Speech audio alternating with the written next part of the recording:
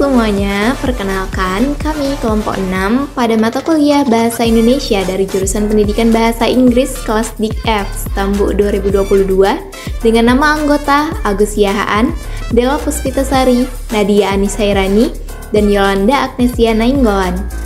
Pada video ini, kami akan mengulas film berjudul Agak Lain. Langsung saja, yuk simak! Rumah orang miskin. Pada kesempatan kali ini, saya Nadia Anisairani akan memaparkan sinopsis film Agak Lain. Film Agak Lain bercerita tentang 4 orang sahabat yang mengelola rumah hantu di sebuah pasar malam.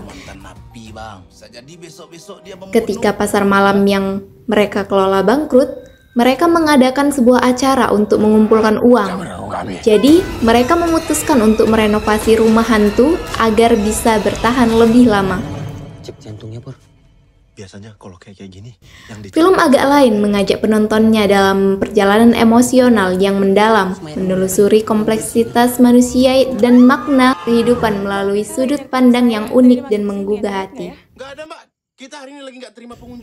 Film ini berhasil memukau penonton dengan narasi yang tidak konvensional, mempertanyakan norma-norma sosial, dan menghadirkan perspektif baru tentang kehidupan. Dengan karakter-karakter yang kompleks dan cerita yang mendalam, film ini menggugah untuk merenungkan makna eksistensi manusia dan perjalanan spiritualnya. Dengan pengarahan artistik yang kuat dan penyampaian pesan yang mendalam, Agak Lain adalah pengalaman sinematik yang menarik dan memuaskan bagi mereka yang mencari sesuatu yang lebih dari sekedar hiburan biasa. Film ini sangat bagus untuk ditonton. Kali ini, saya Della Puspitasari akan menjelaskan apa alasan kalian harus nonton film Agak Lain. Film Agak Lain ini memang agak lain dibanding film komedi lokal yang kami lihat lainnya. Film ini sangat matang, rapi, keep it simple and to the point. Hal ini yang memudahkan penonton untuk langsung terhubung dengan alur cerita. Ya, saya bilang 1 sampai 10, saya bilang tadi 10 di situ. Penilaian itu terlihat dari bagaimana penonton lainnya dengan mudah memahami cerita, obrolan, dan candaan lainnya meski menggunakan logat kedaerahan atau sindiran-sindiran di dalam obrolan tongkrongan. Lewat Agak Lain, menggambarkan dengan baik bagaimana Indonesia adalah negara yang sangat plural dan beragam, dengan masyarakat yang memang terbiasa akan keberagaman tersebut. Selain itu juga, penggunaan bahasa isyarat dalam film ini juga jadi sebuah contoh baik dan bukti nyata niat membangun lingkungan film yang lebih inklusif. Hingga akhirnya, Agak Lain menjadi film yang memang agak lain untuk industri film Indonesia saat ini. Bukan hanya menyajikan film dengan naskah matang dan baik, tapi juga bisa menjangkau serta menghibur penonton yang berujung mendulang pundi-pundi. Ini berawal dari 4 sekawan yang datang dengan latar belakang masing-masing. Bang Oki Rengga seorang mantan napi yang pengen kerja halal demi mengobati mamanya. Bang Boris, cita-citanya jadi tentara, tapi lewat jalur orang dalam yang tak apa kredibilitasnya. Lalu ada Bang Benny yang menikah, tapi banyak penolakan dengan ayah mertua sang pacar terhadap tuntutan demi tuntutan untuk pesta pernikahan mereka. Terakhir ada Bang Indra Jegel, tampangnya boleh sangat adem, tapi siapa sangka dia adalah seorang penjudi handal. Nah, mereka bertiga ini mengelola wisata rumah hantu di sebuah pasar malam.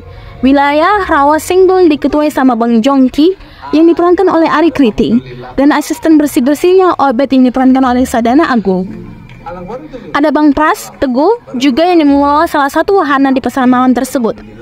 Wakilnya ini awal kerjanya dengan Bang Pras, tapi siapa sangka nasibnya menuntut kembali ketiga sahabatnya ini untuk sama-sama mengelola rumah hantu itu.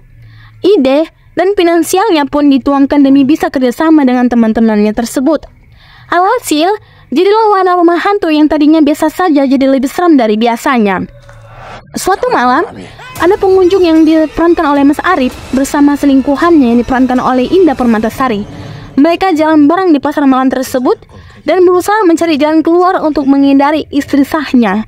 Lalu bapak itu masuk ke dalam wahana rumah hantu biar tidak ketahuan istri sahnya.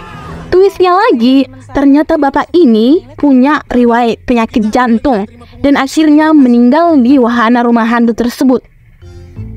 Cerita ini menegangkan dan keseruannya ini dimulai dari sini. Apakah rumah hantu ini tetap berjalan seperti biasanya atau akan tutup lantaran pengunjungnya kena serangan jantung akibat ulah mereka berempat?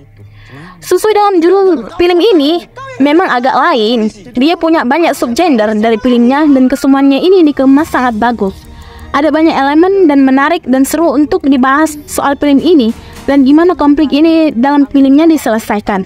Mari kita mulai.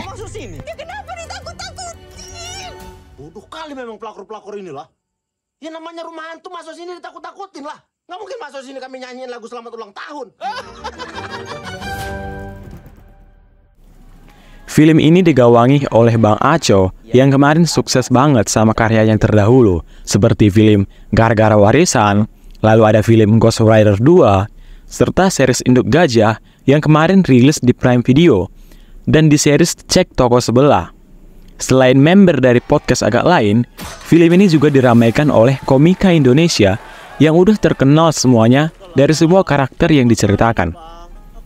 Bang Aco literally memanfaatkan mereka dengan sangat baik, guys.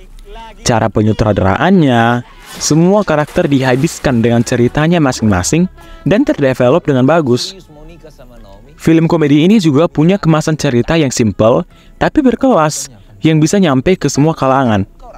Satu studio semuanya ketawa puas karena ceritanya ditulis oleh Bang Aco itu sangat dekat dengan para penonton. Sisi komedi yang mereka tonjolkan itu mantap betul rasanya. Nggak ada hal-hal yang dipaksakan dalam cara mereka berkomedi. Sisi baik dari film ini juga terkemas dalam produksinya. Mulai dari tata sinematografi, mereka banyak menggunakan teknik pengambilan gambar yang secara mengejutkan yang digunakan untuk film komedi, dan hasilnya malah bikin filmnya jadi lebih berwarna. Nggak cuma dari segi itu, color gradingnya juga mereka sajikan cakep. Warna yang sedap dipandang dan tidak memaksakan harus menggunakan tone yang terlalu gelap.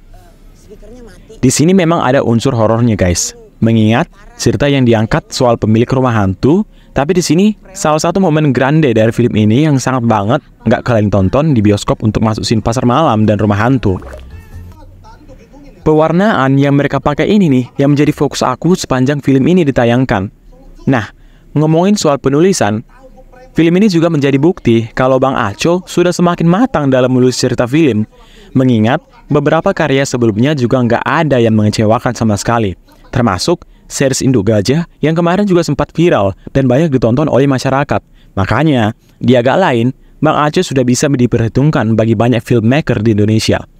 Jika ada satu lagi yang bisa menulis dengan sangat matang untuk genre komedi di Indonesia, salut banget untuk progresnya Bang Aco. Penyutradaraannya juga makin bagus loh. Kalau kita tengok guys, konfliknya juga dibuat jelas karakternya. Juga kelar banget diselesainnya. Meski aku ngerasa ada satu karakter yang kita nggak tahu ini jadinya kemana ya kan. Dan sekarang untuk dari sisi lain, karakterisasinya aku juga mau bilang salut untuk Bang Oki Rangga as lead of actor. Actingnya memuaskan banget. Di sini nggak ada dialog yang cringe, apalagi dibuat-buat gitu emosinya dari perannya. Pesannya tersampaikan dengan manis. Dan juga Bang Indra Jegel yang dari film ini debutnya bareng Radit gitu guys. Sampai film ini masih terjaga dengan baik dan konsisten. Bagusnya begitu juga dengan Bang Boris yang kita tahu udah pernah adu acting sama Dian Sastrowardono di film Guru-Guru Gokil. Dan banyak lagi peran yang dimainkan, mulai dari yang komedi sampai film yang serius sekalipun. Nah, abang yang satu ini lama duduk di kursi sutradara dan sekalinya debut sebagai pemeran langsung mengeksekusi momen dramatis agak lain. Tapi masih aman dan mantap guys. Dengan segala macam kesulitannya, Bang Bane masih belum hilang dari segi kualitas acting supportingnya. Dia juga bermain dengan sangat rapi dan karakterisasinya juga terdevelop dengan baik. Film ini boleh kita masukkan sebagai salah satu dari top 10 film terbaik di 2024 untuk kategori film Indonesia. Ya, film ini punya komposisi komedi yang pecah semuanya. dan gak ada yang dicoba sajikan dengan gaya yang berat, apalagi film ini punya sentilan yang sangat dekat dengan kalian para penonton. Mulai dari sinemanya, sinematografi yang cantik, dan juga developing karakternya juga dibuat sehabis-habisnya. Film ini serta tema yang diangkat juga nyatu sama keseharian kita, guys.